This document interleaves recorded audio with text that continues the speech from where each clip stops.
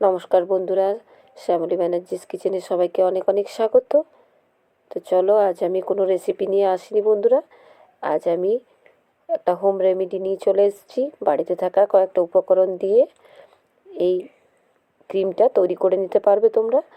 তো এটা তৈরি করার জন্য বাড়িতে থাকা কয়েকটা উপকরণ লাগবে। আর এটা হচ্ছে, যদি লাগানো হয় তাহলে কিন্তু পা ফাটা চিরতরে চলে যাবে। তো এই শীতে পা ফাটার জন্য যেটা প্রয়োজন সেটাই আমি তৈরি করে নিয়েছি। তো মাত্র কয়েকটা উপকরণ দিয়ে যেটা আমি তৈরি করে দেখাবো। এই একটা মোম নিয়েছি, গ্লিসারিন নিয়েছি, নারকেল তেল এবং ভেসলিন। তো বলেই দিলাম যে বাড়িতে থাকা কয়েকটা উপকরণ দিয়ে এটা তৈরি করে দেখাবো। আর সবার বাড়িতে মোটামুটি পাওয়া যায়। আর এই শীতে তো আমাদের পা ফেটেই যায়। তো এই পা ফাটার হয়তো যেতে চায় না, তো বাড়িতে থাকা উপকরণ দিয়ে এটা ক্রিমটা তৈরি করে কিন্তু লাগিয়ে নিলে পা ফাটা একদম চলে যাবে। তো এখানে আমি 3 চামচ সরষের তেল নিলাম। সরষের তেল সবার বাড়িতেই মোটামুটি থাকে। আর এখানে আমি হাফ চামচের মতো নারকেল তেল ব্যবহার করছি। 3 চামচ সরষের তেল, হাফ চামচ নারকেল তেল নিলাম। এবার ভেসলিন নিলাম হাফ চামচের মতো। চাইলে এখানে ভেসলিনের পরিমাণটা 1 চামচও করতে পারেন। তো ভেসলিনটা দিয়ে দিচ্ছি এবার আমি।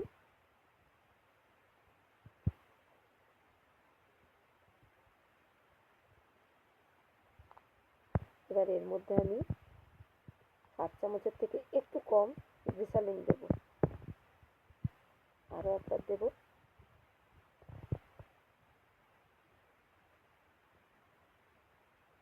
আমি হাফ চামচের থেকে একটু কম দিলাম গ্লিসারিন দিয়ে এবার সমস্ত জিনিসকে ভালো করে মিশিয়ে নেব।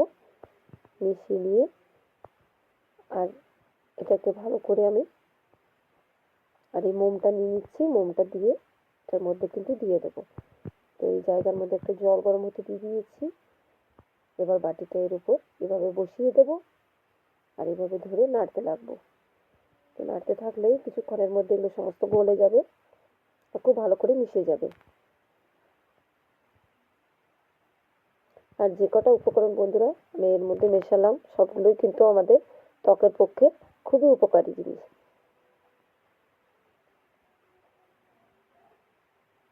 ভালো করে মিশিয়ে নিলাম। দেখুন অনেকটাই গলে গেছে, আর কিছুটা মিশতে বাকি আছে। ভালো করে মিশে যাক, তারপর আমি দেখাচ্ছি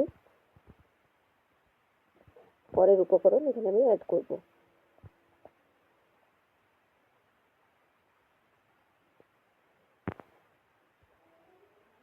তো প্রতিদিনের মতো আপনাদের মনে করিয়ে দিই, ভালো লাগলে লাইক কমেন্ট করতে ভুলবেন না। অবশ্যই চ্যানেলটিকে সাবস্ক্রাইব করার অনুরোধ রইল সকলকে। আর যে সকল বন্ধু ফেসবুক থেকে দেখছেন অবশ্যই পেজটাকে ফলো করার অনুরোধ রইল। আর দেখুন একদমই অল্প পরিমাণ এখানে হলুদ দিলাম। হলুদও অ্যান্টিসেপ্টিকের কাজ করে, সে কারণে এখানে একটু হলুদ ব্যবহার করলাম। রান্নায় যে হলুদটা আমরা ব্যবহার করি ওই হলুদটা একটু দিয়েছি। আর এখানে ছোটো সাইজের একটা মোমবাতি নিয়েছি, সেই মোমবাতিটাকে 2 টুকরো করে দিয়ে দিলাম। দিয়ে এবার নাড়তে থাকবো, গলে যাওয়া অবধি অপেক্ষা করব। আর গ্লিসারিনও তাই আমাদের ত্বকের পক্ষে খুবই উপকারী, ফাটা ত্বককে মোলায়েম করে। আর মোমের কার্যকারিতা তো আছেই বন্ধুরা। মোম চামড়ার মধ্যে একটা আস্তরণ তৈরি করে। তো খুব ভালো করে এবার এভাবে নাড়তে থাকবো মোমটা গলে যাওয়া অবধি।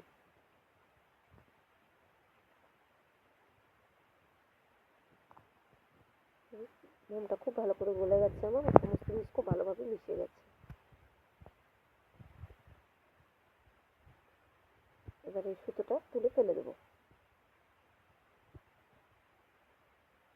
মোমবাতির মধ্যে যে সুতোটা থাকে সেটা ফেলে দিলাম। এটা আমার একদম রেডি হয়ে গেছে।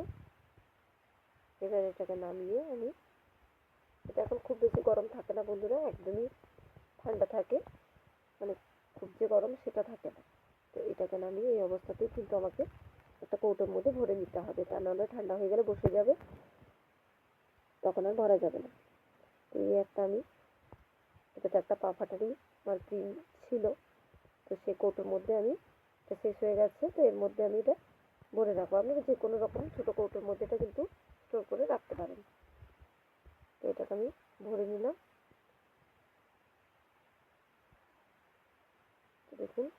ভরতেই বাটির মধ্যে কিছুটা বসেও গেছে। এবার এটাকে আমি কিছুক্ষণের জন্য অপেক্ষায় থাকবো একটু জমে যাওয়ার জন্য।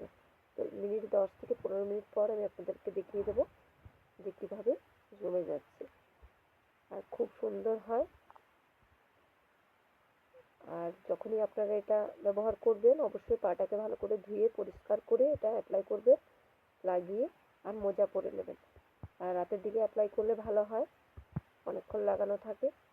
আর পরপর 7 দিন যদি এভাবে লাগান তাহলে পা ব্যথা থেকে মুক্তি পেয়ে যাবেন। দেখুন কতটা সুন্দর হয়েছে, তুলে দেখালাম।